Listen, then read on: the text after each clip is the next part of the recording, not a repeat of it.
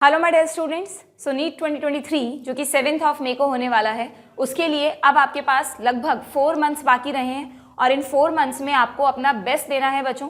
आप जो भी रिवीजन अपना प्लान कर चुके होंगे, अब तक तो डेट अनाउंस की है एनटीए को काफ़ी समय हो गया है, तो उस रिवीजन स्ट्रेटजी में आपने सभी इंपॉर्टेंट कंपोनेंट्स को इंक्लूड कर लिया होगा। उन्हें ध्यान में रखते हुए आपको ये 4 मंथ्स अपनी अच्छे से प्रिपरेशन करनी है, जिससे आप नीट में अपना मनचाहा स्कोर अचीव कर सके। और उसमें कंपटीशन आपकी हेल्प हमेशा करता है। तो इस बार हम लोग आपके लिए नीट क्रैश कोर्स 2.0 लॉन्च करने जा रहे हैं फ्रॉम 19 जनवरी। इसका एक बैच ऑलरेडी स्टार्ट हो चुका है 25 दिसंबर से। कई सारे बच्चे उसका एडवांटेज ले रहे हैं। अब सेकेंड बैच जो है इसका वो 19 जनवरी से स्टार्ट हो रहा है बच्चों। इस बैच की डिटेल्स मैं आपको बताऊंगी, बट उससे पहले एक इंपॉर्टेंट बात और आपसे डिस्कस कर लेते हैं कि आप जो भी अपनी नीट की प्रिपरेशन कर रहे हैं, अपना रिवीजन प्लान आउट किया है आपने, उसमें ये 4 फैक्टर्स आपने इंक्लूड किए हैं या नहीं, ये इंश्योर कर लीजिएगा। क्योंकि अगर इन 4 फैक्टर्स में से एक भी फैक्टर आपकी प्रिपरेशन में लैक किया नहीं हुआ तो उसका सीधा इफेक्ट आपके स्कोर पर होगा, जो कि नहीं होना चाहिए। तो आपको क्या क्या ध्यान रखना है अपने रिवीजन स्ट्रेटजी में? सबसे पहली बात, थ्योरी रिवीजन करना है। ये सब बच्चों को पता होता है, क्योंकि जो भी आपने कॉन्सेप्ट्स पढ़े हैं, थ्योरी पढ़ी है, बायोलॉजी में तो स्पेशली आपको पता है बहुत सारी ऐसी चीज़ें होती है, अगर हम उन्हें नहीं पढ़ें बार बार तो हम भूल जाते हैं। केमिस्ट्री में भी इनऑर्गेनिक केमिस्ट्री का ऐसा पार्ट है। तो थ्योरी रिवीजन करनी है, तो सबको पता है, करते भी हैं रिवीजन, लेकिन उसका क्विक रिवीजन करना बहुत ज़रूरी है। ऐसा नहीं कि आपने कोई चैप्टर सोचा है कि मुझे रिवाइज करना है और आप उसको बहुत लंबा पढ़ते चले गए और पता लगा कि वो इम्पॉर्टेंट ही नहीं है ज़्यादा। तो सबसे पहली बात तो अपना रिवीजन प्लान आउट करने से पहले आपके पास एक चैप्टर वाइज एनालिसिस होना चाहिए। क्योंकि जब आपने कॉन्सेप्ट्स पढ़े थे तब तो आपने सारे चैप्टर्स को इक्वली इंपॉर्टेंस देकर पढ़ा, बट अब जब आप रिवीजन कर रहे हैं तो आपके पास उन कॉन्सेप्ट्स का आपके पास चैप्टर वाइज एनालिसिस होना चाहिए कि किस चैप्टर से ज़्यादा मार्क्स के क्वेश्चंस पूछे जाते हैं। तो अपने रिवीजन में उन चैप्टर्स को मल्टीपल टाइम्स आपको रिपीट करना होगा, ठीक है। और क्विकली रिवाइज करना होगा। ऐसा नहीं कि आप पूरा डिटेल में पढ़ रहे हैं अपने क्लास नोट्स को। जो भी आपने शॉर्ट नोट्स बनाए हैं या जो एनसीईआरटी में अगर हाईलाइट कर रखी हैं चीज़ें, तो उन्हीं को आपको बार बार रिवाइज करना है, ठीक है, पहली बात। दूसरा, फ्रिक्वेंट क्वेश्चन प्रैक्टिस। कई सारे बच्चे रिवीजन में जैसे आप सुबह पढ़ने बैठते हैं अपना टारगेट फिक्स करके, और थ्योरी रिवाइज करने में ही पूरा दिन निकल जाता है, क्वेश्चन प्रैक्टिस कर ही नहीं पाते, फिर नेक्स्ट डे नेक्स्ट चैप्टर आ जाता है। तो ये गलती आपको बिल्कुल नहीं करनी है। क्वेश्चन प्रैक्टिस उतना ही इंपॉर्टेंट पार्ट है जितना थ्योरी को रिवाइज करना। आप ये मत सोचिएगा कि बायोलॉजी एक थ्योरेटिकल सब्जेक्ट है या नीट में थ्योरेटिकल क्वेश्चन ज़्यादा पूछे जाते हैं तो हम क्वेश्चन प्रैक्टिस नहीं भी करेंगे तो चलेगा। बिल्कुल गलत है। आपको क्वेश्चन प्रैक्टिस करनी ही है, और डेली का अपना जो भी आपकी कैपेसिटी है, सब बच्चों की अलग अलग कैपेसिटी होती है, तीनों सब्जेक्ट्स में, फिजिक्स, केमिस्ट्री एंड बायोलॉजी में, आप थ्योरी पढ़ने के साथ साथ अपना एक टारगेट फिक्स करके रखें कि डेली मुझे इतने क्वेश्चंस की प्रैक्टिस करनी है। टॉपिक वाइज डिफर भी करता है, छोटा टॉपिक है तो कम क्वेश्चन है, बड़ा टॉपिक है तो ज़्यादा क्वेश्चन है, और वो आपको करनी ही करनी है। अपनी डेडलाइन को डेली अचीव करना है, उसके बाद ही आपको सोना है, ठीक है। तीसरी चीज़, मॉक टेस्ट। रिवीजन करते करते कई बार हमें लगता है कि हाँ भाई सब कुछ रिवीजन अच्छे से चल रहा है तो टेस्ट देना कोई बहुत ज़्यादा ज़रूरी नहीं है, या फिर जिस दिन टेस्ट होता है हमारे प्लानर में उस दिन हम थोड़ा सा फेयर कर जाते हैं कि नहीं अभी मेरी प्रिपरेशन नहीं हुई, इस टेस्ट को कल दे दूंगा या अगले वीक दे दूंगा, और ऐसा करते करते कब आपके 3 से 4 महीने निकल जाएंगे आपको पता भी नहीं चलेगा। तो आपको मॉक टेस्ट जिस दिन आपने डिसाइड करा है उस दिन देना ही देना है। कोशिश कीजिए वीकली एक टेस्ट तो दे ही दें, अगर इससे ज़्यादा दे सकते हैं तो और भी अच्छी बात है, बट वीकली एक टेस्ट तो आपको देना ही देना है। वो अलग अलग तरह का हो सकता है, बीच बीच में आप फुल कोर्स टेस्ट भी दें, फुल सिलेबस टेस्ट भी दें, और चैप्टर वाइज टेस्ट भी दे सकते हैं। किसी पर्टिकुलर चैप्टर को जज करना है तो चैप्टर वाइज दें, और बीच बीच में फुल सिलेबस टेस्ट देने से क्या होगा, जो भी आपका पूरा फिजिक्स, केमिस्ट्री, बायोलॉजी का कोर्स है वो एक बार पूरा का पूरा रिवाइज हो जाएगा और आप एनालिसिस कर पाएंगे कि कहाँ आपके वीक पॉइंट्स हैं। तो मॉक टेस्ट भी आपको ज़रूर से देना है, ठीक है। And last, very very important, NCERT को ज़रूर अपने रिवीजन में इंक्लूड करना है। चाहे आप शॉर्ट नोट्स कहीं से भी पढ़ रहे हैं, कोई भी बुक आप रेफ़र कर रहे हैं, जो भी कोई एक चीज़ आपको रेफ़र करनी होती है तो आपको लगता है कि इसमें एनसीईआरटी की सब चीज़ें इंक्लूडेड हैं, बहुत अच्छी बात है, बट फिर भी मैं कहूँगी एक बार एनसीईआरटी को ज़रूर थॉरोली उस चैप्टर को एनसीईआरटी से देखो, क्योंकि एनसीईआरटी की जो फोटोग्राफिक मेमोरी होती है वो नीट में बहुत काम आती है। और जैसे ही एनसीईआरटी में खोलते ही कुछ इंपॉर्टेंट चीज़ दिखती है तो वो एग्जामिनर को भी दिखती है, तो वो उस चीज़ पे क्वेश्चन बनाना ज़्यादा प्रेफर करते हैं। तो वो तो आपको एनसीईआरटी ही बता सकती है। इसलिए एनसीईआरटी को देखना, उसी से रिवीजन करना ज़रूरी होता है। ठीक है, तो ये सभी कंपोनेंट्स आपके रिवीजन में इंक्लूड होने चाहिए।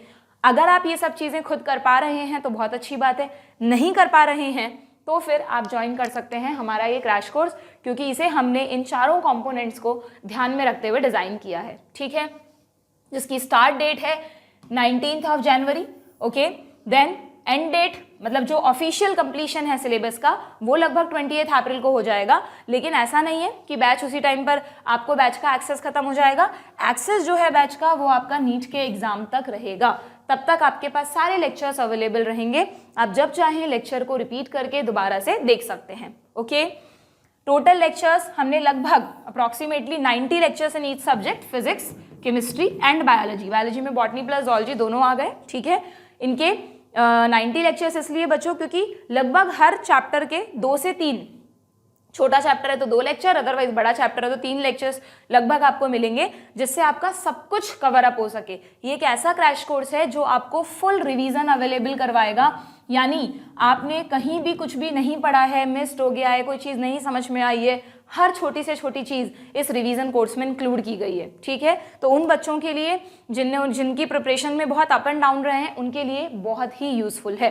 और बाकी जिन बच्चों को लगता है नहीं हमारी थ्योरी तो पहले से ही स्ट्रांग है, वो अपने अकॉर्डिंग उन लेक्चर्स को भी देख सकते हैं जो उनको रिक्वायर्ड है। बाकी के लेक्चर्स की जगह आप क्वेश्चन प्रैक्टिस करें, मॉक टेस्ट दें। ठीक है, then course fee is very very nominal, only ₹2,999। और उसमें भी मैंने फर्स्ट वीडियो के टाइम पर भी बताया था, फर्स्ट बैच के टाइम पर भी, कि इसमें से जीएसटी रिडक्शन के बाद, जीएसटी डिडक्ट करने के बाद बाकी का जो अमाउंट है वो आपको रिटर्न कर दिया जाएगा अगर आप नीट में 590 प्लस स्कोर करते हैं तो। ठीक है, अगर आपके नीट 2023 में 590 से ऊपर मार्क्स आते हैं तो आपको आपका ये अमाउंट भी रिफंडेबल है। ठीक है, आफ्टर जीएसटी डिडक्शन। क्लियर?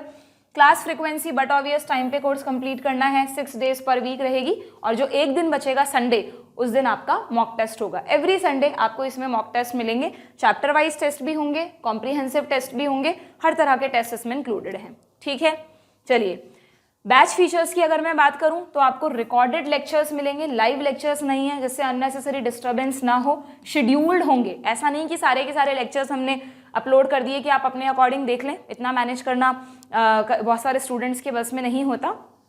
तो इसलिए डेली टाइम टेबल के अकॉर्डिंग एक एक लेक्चर अपलोड होगा, मतलब हर सब्जेक्ट का एक एक लेक्चर, और एक बार अपलोड होने के बाद वो ऐप पर हमेशा रहेगा जब तक आपके पास एक्सेस है।